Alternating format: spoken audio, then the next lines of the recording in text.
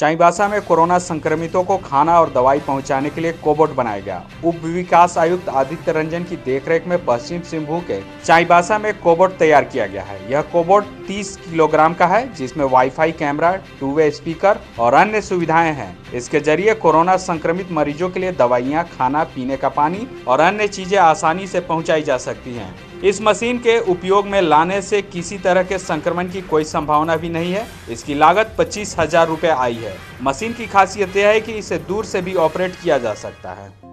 CCL के लाल लाडली कायाकल्प scholarship, mission engineering 2022, coaching IITians द्वारा, सारा खर्च CCL द्वारा। हम कोयला वाले घरों को रोशन तो करते ही हैं, बच्चों का भविष्य भी संवारते हैं। हमने यह कायाकल्प स्कॉलरशिप 2013 में शुरू की थी। सफलता लगभग 100% है।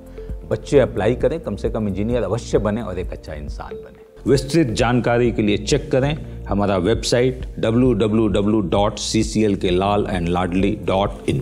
लाइव झारखंड ब्रेकिंग की अपील। कोरोना वायरस के संक्रमण से बचने के लिए घरों में रहें और सुरक्षित रहें। हम भी आपसे यही आग्रह करते हैं कि लॉकडाउन के दौरान घरों में रहें और सुरक्षित रहें। खुद का ख्याल रखें और दूसरों का भी ख्याल रखें।